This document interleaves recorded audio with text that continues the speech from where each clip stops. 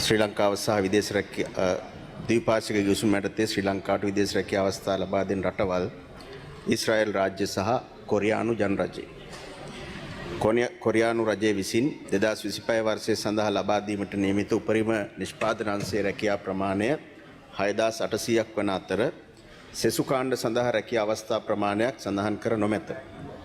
කොරියානු රාජ්‍යයේ ශ්‍රී ලාංකික ශ්‍රමිකයන් සඳහා අනුමත රැකියා කාණ්ඩ වනුයේ නිෂ්පාදන අංශය, දීවර අංශය, ඉදිකිරීම් අංශය, නැවතැනීම් අංශය, සේවා අංශය.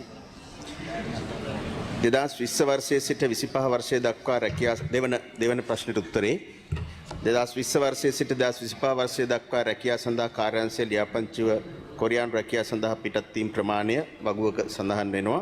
ඒ වගුවට අනුව 2025 වර්ෂයේ අවබෝධතා ගිවිසුම් වලට අනුව රජය මගින් විදේශගත වූ සංඛ්‍යාව 3712යි. ඒජන්සි ආයතන වලින් හා පෞද්ගලික මාර්ගයෙන් විදේශගත වූ ප්‍රමාණය 6490යි. මේ දෙකේම එකතුව ගත්තොත් 10202ක්.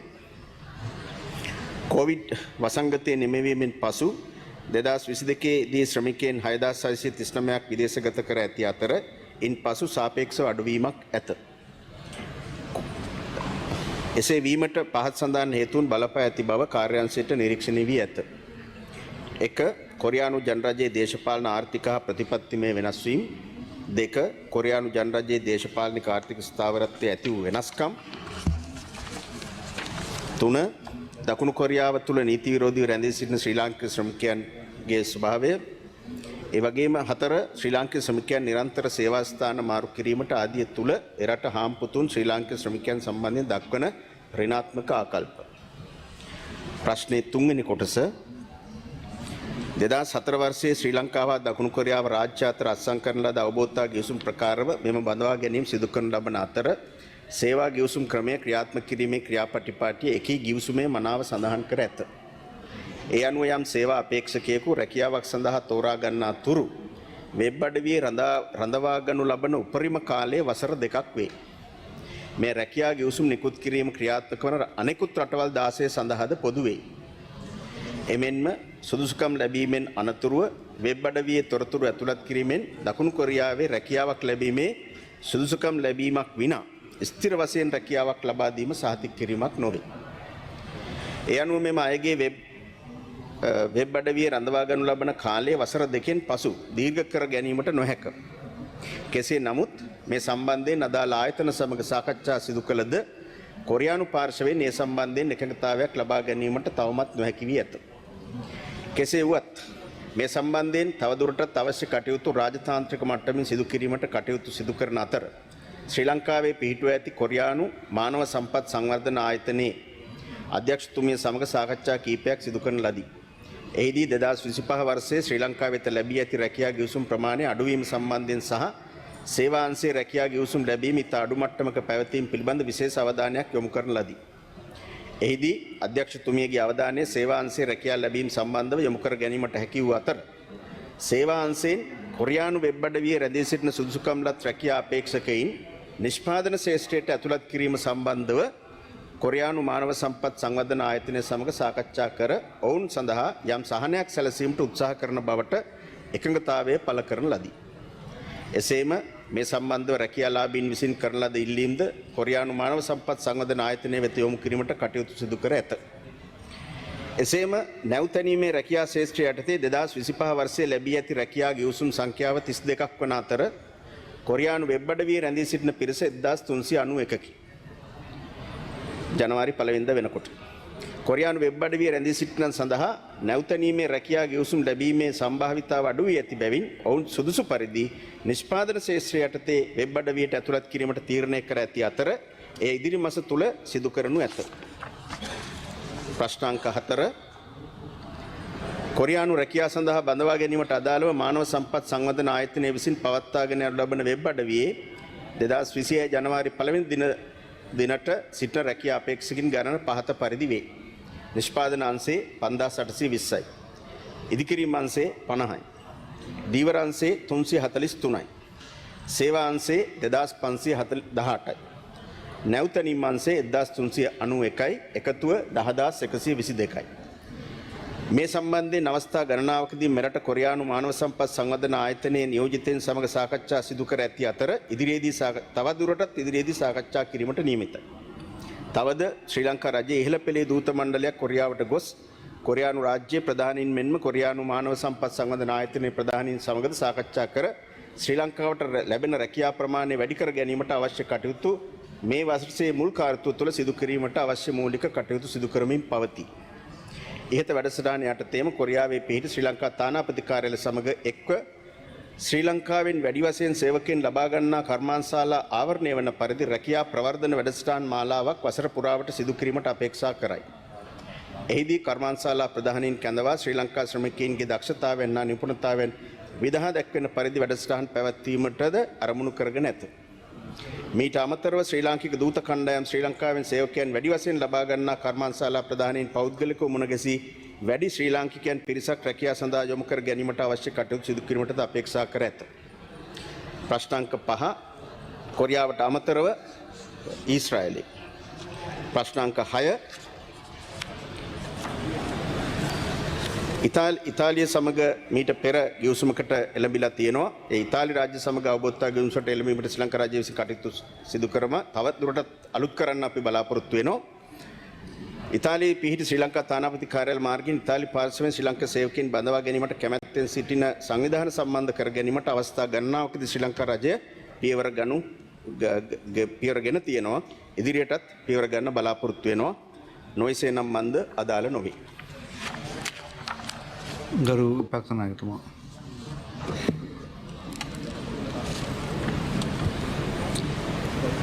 ගරු අමාත්‍යතුමා බොහොම ස්තුතියි ලබා දුන්නු පිළිතුරට. විශේෂයෙන්ම මම ඔබතුමාට කියන්න කැමතියි දැනට වෙබ් අඩවියේ ලියාපදිංචි, ඒ කියන්නේ කොරියානු රැකියාවලට ලියාපදිංචි අපි අනුමාන කරනවා 10000ක් විතර ඉන්නවා. දැන් මේ 10000ම කොරියානු භාෂා විභාගයට මුහුණ දීලා ලියාපදිංචි කරලා සම්මුඛ පරීක්ෂණ වලට ගිහිල්ලා ඒ වගේම වෛද්‍ය පරීක්ෂණ වලට ගිහිල්ලා ඒ කියන්නේ යම් වීදමකුත් දරලා. එතකොට මේ 10000 මාර්තු මාසයේ මේ අවුරුද්දේ මාර්තු මාසයේ මේ අය ඉවත් වෙනවා. ඒ කියන්නේ අර ඔබතුමා කිව්ව විදිහට වසර 2ක කාලය තමයි සීමාව. ඇත්ත වශයෙන්ම මමත් මේ ප්‍රශ්නයට මැදිහත් වෙලා දකුණු කොරියානු තානාපතිතුමිය මියොන් ලී මැතිනිය සමගත් සාකච්ඡා කරා. ඒ වගේම ඔබතුමා කියපු ආකාරයට ඇත්ත වශයෙන්ම මේක හැන්ඩල් කරන්නේ, මේක ක්‍රියාත්මක කරන්නේ මානව සම්පත් අධිකාරිය.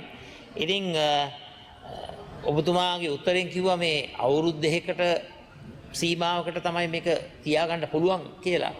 නමුත් මේ 10000කට සිදුවෙන අසාධාරණය තුළ ඔබතුමාගේ මම ඉල්ලීමක් කරනවා මේ මියොන් ලී තානාපතිතුමියට, ඒ වගේම මානව සම්පත් ආයතනයේ නිලධාරීන්ටත් කොරියානු රජයටත් කතා කරලා මේක දීර්ඝ කරගන්න කටයුතු කරන්න. මොකද 10000ක් විතර ලක්ෂ ගාණක් වියදම් කරලා ලියාපදිංචිය, වෛද්‍ය පරීක්ෂණය, කොරියානු විභාගය මේ ඔක්කොම ඒකට මුහුණ දීලා තියෙන්නේ. ඒ නිසා මම බොහොම ගෞරවයෙන් ඉල්ලීමක් කරනවා ඒ රැකියා ප්‍රමාණය වැඩි වෙන තෙක් හෝ මේ වෙබ් එකේ තියා ගැනීම දීර්ඝ කරගන්නට ඔබතුමා කටයුතු කරන්න. ඒ වගේම මම අහපු ප්‍රශ්නේ තවත් කොටසක් අර ඉතාලි රැකියා පිළිබඳව ඇත්ත වශයෙන්ම මේ නිෂ්කාශනයන් ලැබී තිබෙන, ඒ කියන්නේ ඇත්ත වශයෙන්ම සියලුම දේට සුදුසුකම් ලබලා තිබෙන ඒ අය සුදුසුයි කියලා ඒ අවසාන තීන්දුවක් ලැබුණු ගණනාවක් ඉන්නවා ඉතාලියේ මේ රැකියාවලට ඒ අයට යන්නට බැරුව. ඉතින් දැන් මෙතන ප්‍රශ්නයක් තියෙනවා මේ පැරණි ගිවිසුම අලුත් ගිවිසුම කියන කාරණාව. මෙතනදිත් මම ඔබතුමාගෙන් ඉල්ලීමක් කරනවා නිෂ්කාශන අවසරය ලැබුණු ඒ කණ්ඩායම යැවීමට කටයුතු කරන්න. මම හිතන්නේ අපේ ශ්‍රී ලංකාවේ ඉතාලියේ ඉන්න තානාපතිතුමාටත් මම දුරකථනයෙන් ආමන්ත්‍රණය කළා. මම ඉල්ලීමක් කරා මේ බරපතල ප්‍රශ්නයට විසඳුමක් ලබා දෙන්න කියලා. කරුණාකරලා මම ඔබතුමාගෙන් ඉල්ලීමක් කරනවා මේකට මැදිහත් වෙලා මේ කාරණය ගැන අවධානය යොමු කරලා කටයුතු කරන්න කියලා. අවසාන කාරණාව මම ඔබතුමාට කියන්න කැමතියි ඔබතුමාලා කොච්චර උත්සාහ දැරුවත් අද මේ මොහොතේ කාලයක් පුරාවට මම කියන්නේ මේ කාලවකවානුවේ කියලා කාලයක් පුරාවට වංචනික විදේශ රැකියා ආයතන මිනිස්සුන්ගෙන් මහජනතාවගෙන් කෝටි ප්‍රකෝටි ගණන් මුදල් හොරා කාලා තිබෙනවා. දැන් මහරගම රේන්බෝ විදේශ රැකියා ගාමන් ටෙක්නොලොජිස් පුද්ගලික සමාගම බත්තර මුල්ලේ නිව් රේන්බෝ විදේශ රැකියා සමාගම මම හිතන්නේ ඔබතුමා දන්නවා මේ කාරණාව 640කට අධික ප්‍රමාණයකකින් කෝටි 86ක් වංචා කරලා තිබෙනවා රුමේනියාවට යවනවායි කියලා. ඉතින් ඇත්ත වශයෙන්ම මම ඉල්ලීමක් කරනවා ඔබතුමා පුද්ගලිකව මේ කරුණු කාරණා දිහා හොයලා බලන්න. මොකද විමර්ශන ක්‍රියාත්මක වෙන්නේ බොහොම මන්දගාමීව. ඒ වගේම තාම චෝදනා ගොනු කිරීමක් ක්‍රියාත්මක කරලා නැහැ.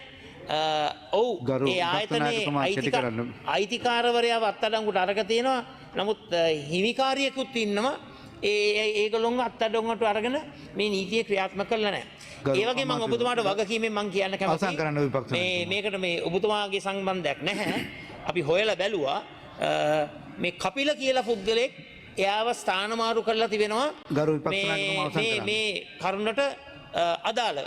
ඉතින් ඇත්ත වශයෙන්ම එයත් මේ කාරණාවට මේ විදේශ රැකියා නියුක්ති කාර්යාංශයේ ඒ නිලධාරියෙක් සහ තවත් නිලධාරීන් කණ්ඩායමක් ඉන්නවා.